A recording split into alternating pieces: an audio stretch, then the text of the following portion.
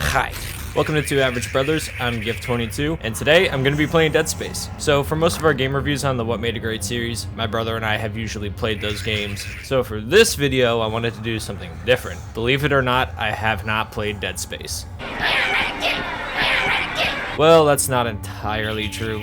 When I was in high school, I spent the week at my cousin's house, and I played a little bit of Dead Space. I remember really liking it. I just never got around to finishing it because he had an Xbox and I had a PlayStation. So I thought, why not go back and play it? Everyone tells me how great it is and how scary it is, so that's why I wanted to do the face cam with it too. If you're wondering what this is, the sun never sets on a badass. Face reveal at 5 million subs. So without any further ado, let's get into it. First time playing Dead Space.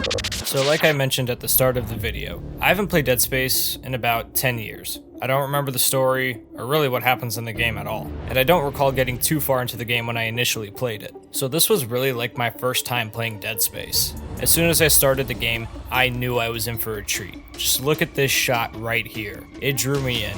From the conversation the crew had, to Nicole's message, the opening graphic, I was hooked from the start. And for 2008, man, these graphics really hold up well.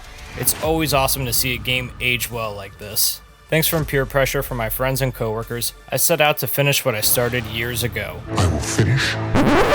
No sequel memes are allowed here. My gaming experience never really revolved around the horror genre. Maybe it was because I was super anxious as a kid. But guess what? I'm a grown-ass man now, and I can deal with any scary thing this game has to offer. Huh. That was it? That's Dead Space? Well, that wasn't too scary. Time to go outside and enjoy a beautiful day.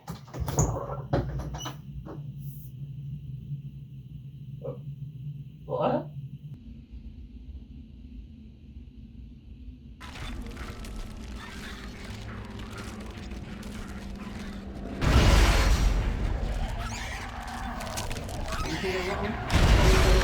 Nicole's dead. Wait. I know how to scare them. I'm a Yankees fan. We won 27-1 series and the Astros cheated. Dead Space was unlike any other game that I have ever played. To point out one of the more obvious things, I love how there is no HUD. Your health is displayed on your spine and the stasis meter is off to the right of it. The ammo and reticle is displayed when you aim your weapon. It all fits in seamlessly and naturally within the game's world. Dead Space was released on October 13th, 2008, just 3 years after we saw it all with the hitter's eye. This game drew inspiration from Resident Evil 4, Event Horizon, and Solaris in a much more horrifying way. Jesus! This game is survival horror at its finest, and it will keep you on edge from start to finish with some spectacular atmosphere, music, and sound design. The storytelling is pretty straightforward. Isaac is the engineer who is tasked with repairing the ship, and dear God, can this man step on it. Sure, it's weird, you walk into the Ishimura, no one's there. Alright, I'll press this button. Oh my God.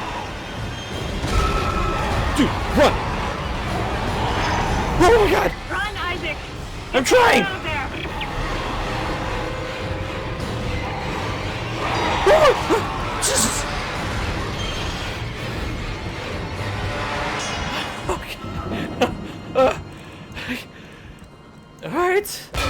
What the frick? Did I just start playing the game alone?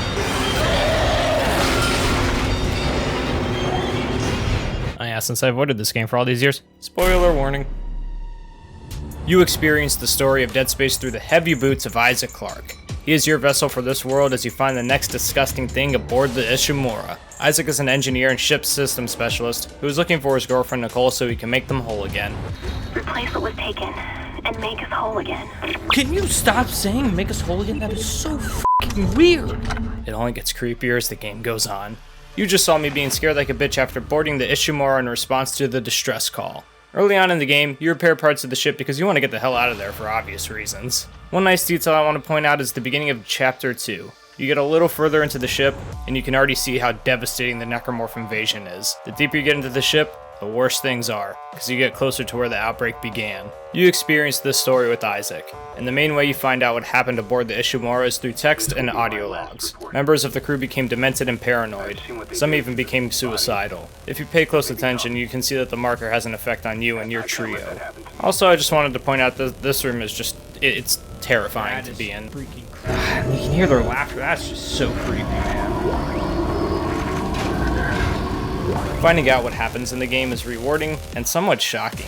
Usually when I found out something that progressed the narrative of the game, I would always think, oh shit, that's crazy. It's usually really disturbing too. In the beginning of the game, the conversation with Kendra and Hammond describes planet cracking to the player. It's a normal operation, until you find out it was spearheaded by the Church of Unitology. Praise be to Altman. They are religious fanatics who might possibly be based on something from real life. They began an illegal mining operation on Aegis 7, looking for the Marker. It is a religious symbol that they worship. And as the player, you see the Church of Unitology represented in the form of Chalice Mercer. Are you ready to ascend, Mr. Temple? Of course you are. You see how insane and dangerous these people are. As you uncover more text and audio logs, you find out what they did to overthrow the ship. It really paints a picture of how dangerous this cult is. It's clear to see why Earth's government kept this planet off limits. The Marker is extremely dangerous. Throughout the game, there is some well-built tension between Kendra and Hammond. And I'll admit it, I thought Hammond was hiding something from us. Makes the ending that much more shocking. At some points throughout the game, I wasn't sure if one of them died aboard the Ishimura. And again, that's the game doing a fantastic job keeping you on edge at all times. One part of the story that crushed my spirits more than the last year of my life was when you contact the Valor.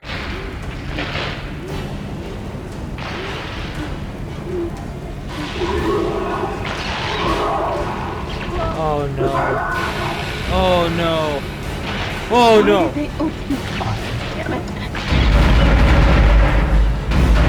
Things seem more desperate than ever now. It makes you feel like Isaac will never escape this hell. Then towards the end of the game, you help this batshit crazy doctor with a heart of gold, Dr. Terrence Kine, to put the Marker back on the planet and be done with the necromorphs. Now the game really wraps things up in twisting fashion. Kendra was sent by Earth's government, Nicole is dead, and the Church of Unitology. Wait, now I get it! It's a metaphor for Tom Cruise! Altman be praised.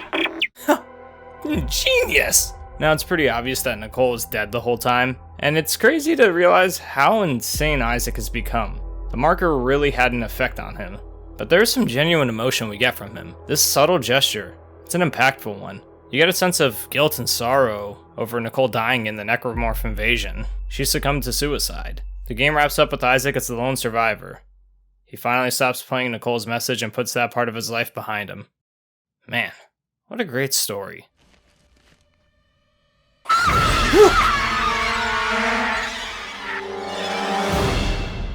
What was that? What the was that? Who's that at the end?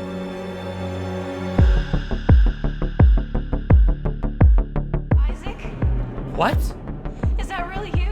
The story isn't complicated, but there are still so many great things you can pull from it. Isaac wants to find Nicole despite the odds, but it got the best of him from the beginning. She was dead, and he did not want to admit it. Then the Marker makes it seem like there was hope as he slowly lost his mind. Also, speaking of the Marker, it is a terrifying concept that the closer you get to an object, the more your mental state deteriorates. Throughout the game, you don't think much of it because you're on edge, and then when Kendra breaks the news to Isaac, it confirms what you subconsciously knew. Dead Space also shows the dangers of religious fanaticism. People's minds can be swayed to think a certain way. Obviously, this is an extreme case for the plot of the game, but there are cults that ruin many people's lives. In biblical times, priests would tell people they could buy their way into heaven and monetize the fear of their following. The story in this game is mostly environmental, and it's unique how cutscenes aren't traditional and happen in calls during gameplay. There were times I was scared of entering the bathroom because of the eerie laughter and whispers. Why is there whispering in the bathroom? What's happened to the other bathroom? When playing the game, you'd assume it's to add to the haunting atmosphere, but when in reality, it's a psychological sensation that you experience as Isaac as he slowly starts to lose his mind due to the Marker. Dead Space shows that you have to accept reality for what it is in the case of Isaac and Nicole. He didn't want to believe she was dead, and he found himself in an unimaginable nightmare. There are still messages you can take away from the story, like be careful who you trust. I believed Kendra for a while about Hammond not revealing information, and it turned out she was a spy from Earth's government. That double-crossing bitch! In the case of religion, don't follow anything blindly, and don't be afraid to question your beliefs fairly. In many ways, religious ideals are great because they are building blocks to be a good person, but if taken too far, people can hide behind their beliefs as an excuse for their actions. The gameplay also adds to the compelling narrative.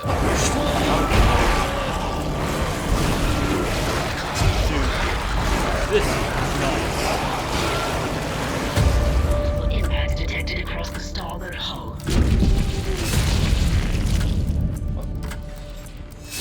You're supposed to be dead.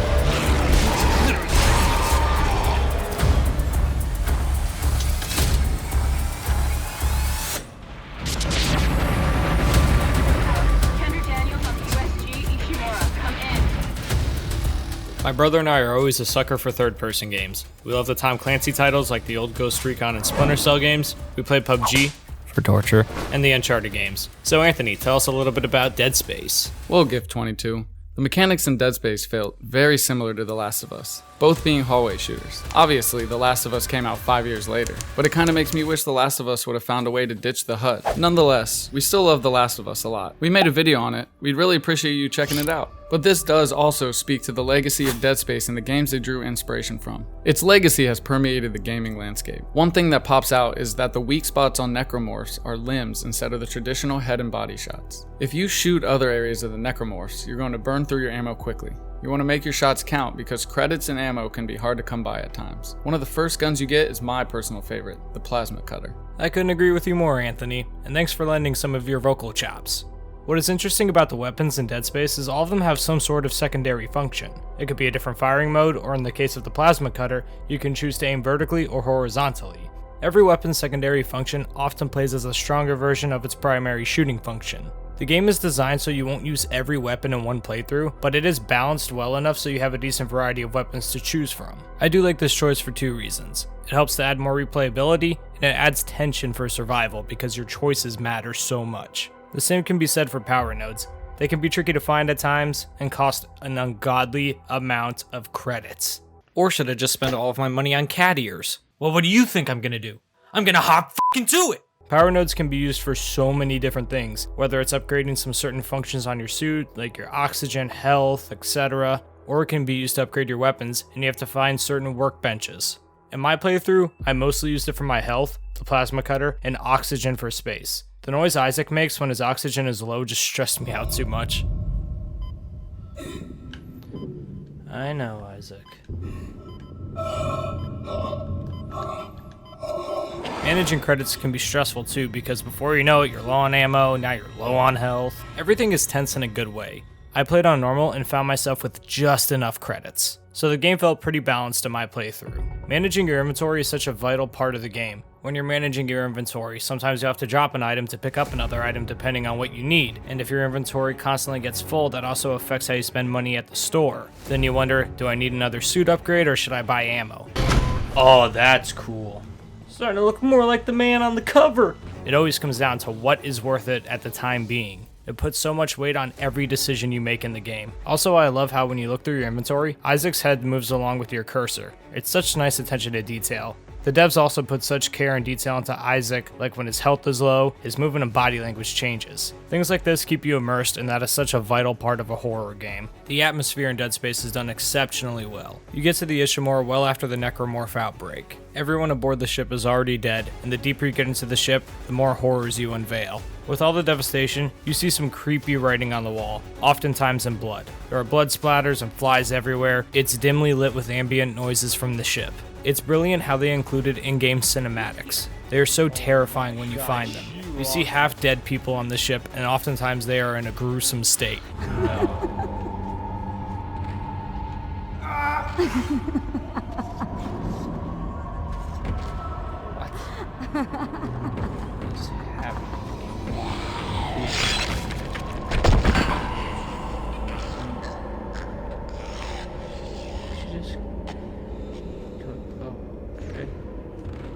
You never know what you're going to run into, and because of that, half the time I walked around with a weapon already drawn. On the combat side of things, you quickly find out how to fight the necromorphs. The first type you're introduced to are the slashers, and as you progress you encounter different variations of necromorphs. The way they are introduced to the player is very well done and makes you afraid of them. Yay, new enemy variant! Each type of necromorph has a different type of combat function to add variety to the gameplay. Also, which one of these two wore it better? Let us know in the comment section below.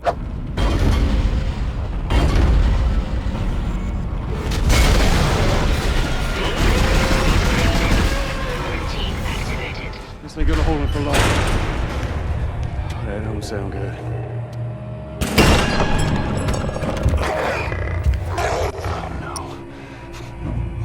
Dead Space excels at presentation and scale, and that comes to life in the boss fights. They are so disgusting and make you afraid of them. I mean, just look at that thing. What is this? Oh! What is this?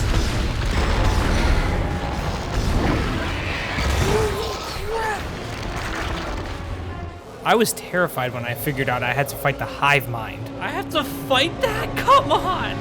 But when it comes to actually fighting the bosses, it leaves much to be desired. The hive mind was really easy to kill and no single human would be able to take that thing down. The Leviathan and Slug weren't too difficult either. Once you figure out the combat loop, it's very predictable and easy. But the most difficult and challenging part of Dead Space that I found for myself was the asteroid shooting gallery. And dear God, it took me so long to beat this. I looked up YouTube videos, tried switching from controller to mouse and keyboard, anything I could do to get an edge.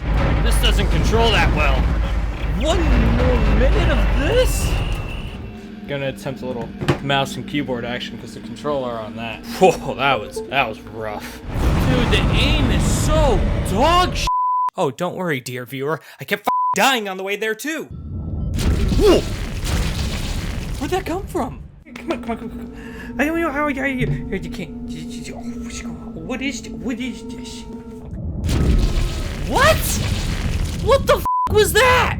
Yes, I never want to have to walk across that again. One boss that was really well done was the regenerating necromorph. It put all of the best parts of Dead Space into this encounter. You can't kill it, so you have to manage your supplies and maneuver around it. There's an environmental way to take it down, so you have to think on your feet and under pressure for survival. My favorite part of fighting this necromorph was when Mercer shut down the oxygen and everything gets turned up to 11. You have to keep your composure so you don't die. I truly enjoyed my first playthrough of Dead Space. Hang on, one moment please. Hey, what are you doing? I told you I'm working on the Dead Space video. Well, get off the game, Dad wants you to take the garbage out. Fine. Garbage goober, get out here and eat this garbage. Trash. Yeah, I love trash. Yum, yum, trash. Hell yeah, I love that little guy.